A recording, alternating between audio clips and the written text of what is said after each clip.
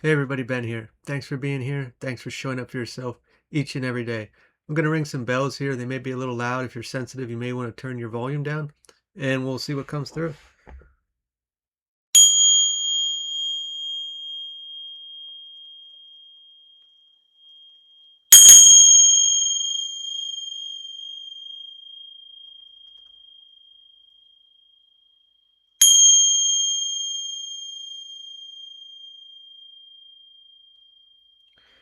So I kept missing the bell when I was trying to strike the two together, and then I overcompensated, and then it felt like I made a mess of something. And seeing a pool of water, or maybe a puddle if we want to call it that, and Uh, when I said that messed up, it got really muddy. It turned everything up from the bottom and it rose to the top. So this immediately then gave the idea that we were trying to do something, it wasn't working, or we weren't getting through, we weren't getting the answer that we needed, and we went a little forceful, and we may have felt that the outcome of that made a mess, but really that mud that was being turned up or stirred up that came to the surface is exactly what we needed to see or experience to get the answer, to get the direction, to get the understanding of uh, what it is that we wanted or needed to get in the direction that we want to go in, but it's being viewed as a mistake. Um, I was going to pull an animal spirit here, which is new to me. So we'll see what comes through. We'll read off the book as well, and then we'll dive deeper.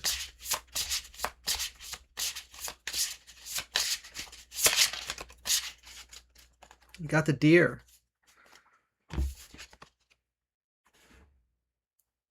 So when I think of a deer, uh, obviously it comes off pretty gentle. It does to an extent. It comes off the way that they can run through the woods or the fields and jump over things flawlessly.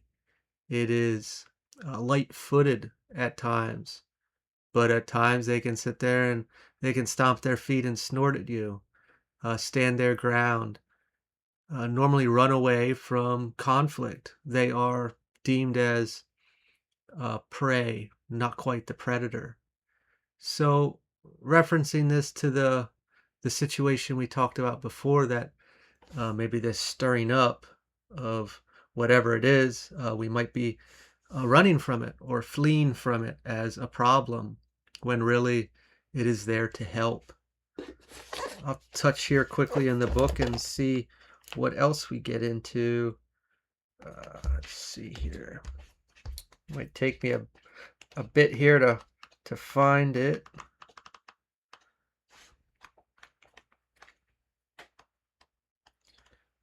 Here we go. The deer represents the feminine aspects of earth energy. The energy is available to all creatures, regardless of gender, but especially potent in new parents.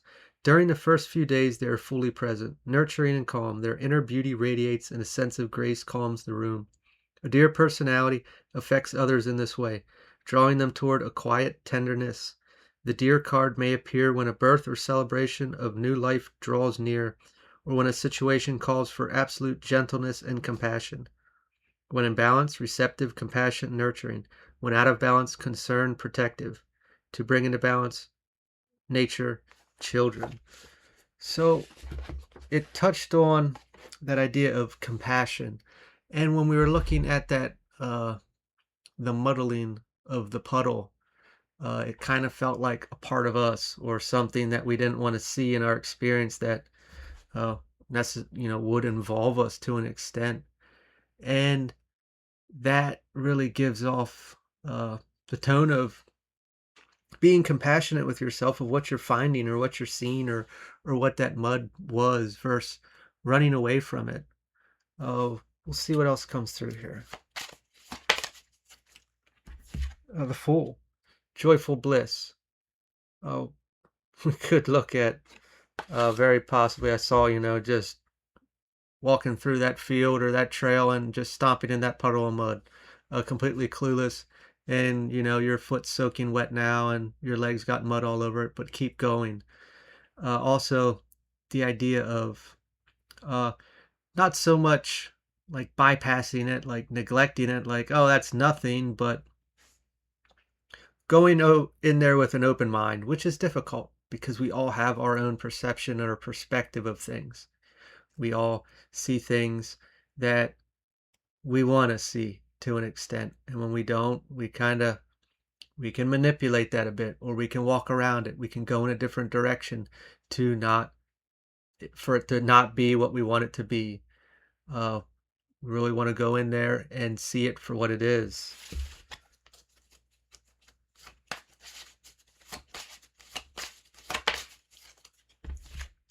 Eight of Pentacles, diligence. This is really sticking to it. Whatever it is, what we saw.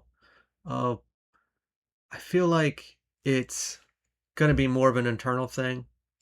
I feel like just about anything in life is going to be internal, even though we see it as an uphill battle or resistance in the external. It's all stemming from inside. Different people are going to reject different things. Different struggles are going to affect different people. It all depends on what we have going on inside here. And whatever was noticed here in the puddle is personal to you and your situation or your struggles or your experience in life. And we didn't really like it. We didn't really want to see it. We didn't want to deal with it. We wanted it to go away. And how can we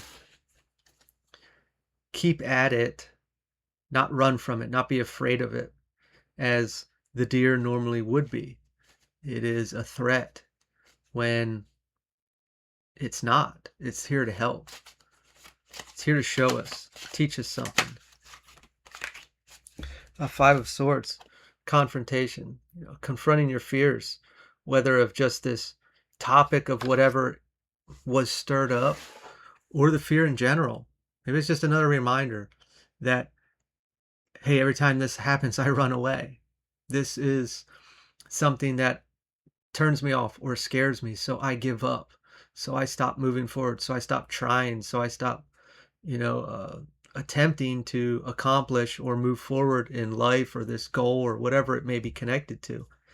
This is a fear.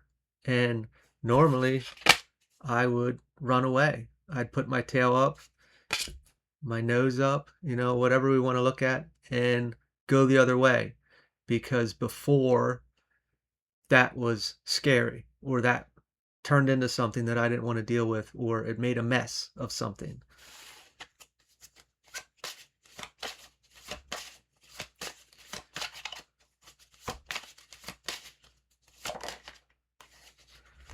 Six of Pentacles reversed. Selfishness.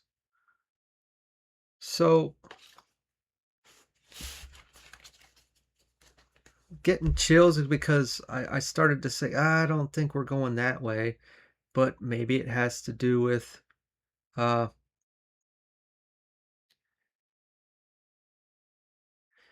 more to do with presenting ourselves in a light that we don't feel is us. And when we go down that road, there's that resistance because our identity is tied to the way we think we show up in the world, our actions. And when we go against that, it's not just, it is all us, but the way I'm going to explain it is it feels like it's two different parts of us. Who we think we are is really connected to our wounds, our traumas, our insecurities. And that's the identity that we normally walk in. That's how we present ourselves. That's how we think who we are and how we show up. When in reality, our true self, we wouldn't have any of that stuff holding us back. That wouldn't be a part of us. It is something we picked up along the way from other lives, raised in it, adopted it, adapted through our life to survive, in essence, to protect, to be stable in our experience, however that worked out. And this identity is never truly us as a soul, as a spiritual being having a human experience. These are all baggage, if we will, that we picked up, but it is ours. And it is our job to own it, to navigate it, and to deal with it. But instead of the normal way would be, we're just going to protect it. We're going to keep it safe because it's telling me that it's keeping me safe, versus confronting it, facing it, and uh, not waiting for that mud to clear, but instead understanding why or what the mud has been doing.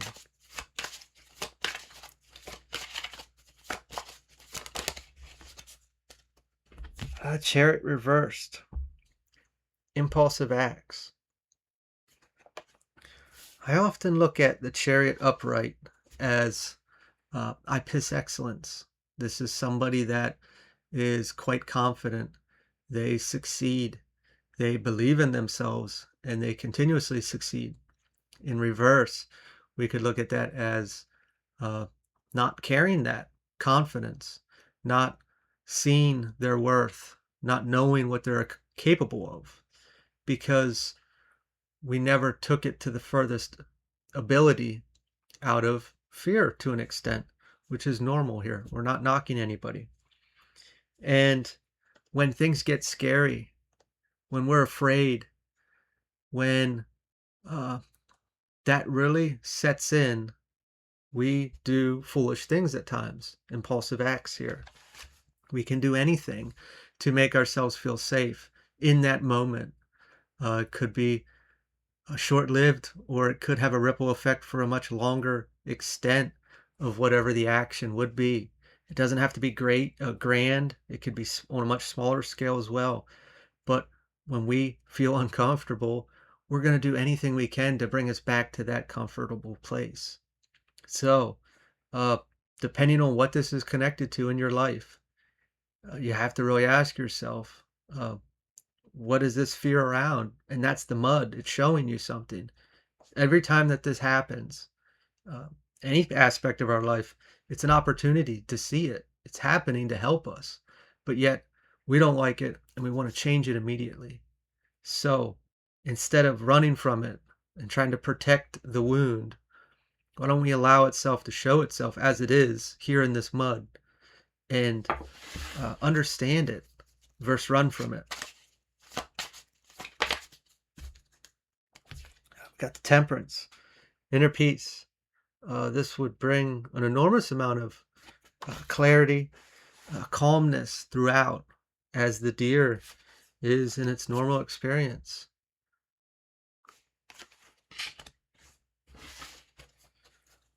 When we really reference the deer, when they are in there, it's giving the idea of how quickly they can turn off their worrisome that something's going to eat me or attack me, and I can be calm in this field, while at other points we could walk and always be on edge in fear of when something going to happen or come for me.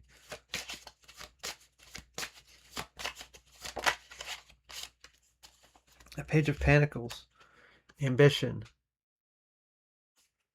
This is underneath confrontation. How could we be open-minded in this experience to see what it's trying to show us, instead of looking at it as it's always something to be feared, or we're afraid of, or it makes me feel uncomfortable, it hurts my feelings, it makes things unstable? How can I see this? Open arms, compassion with myself or with others, whatever this is connected to get to this place. And we're going to leave this here. If this resonated, feel free to like, comment, share, subscribe. If you need any more help with it, check out oceanprizes.com, and I will talk to y'all later. See you.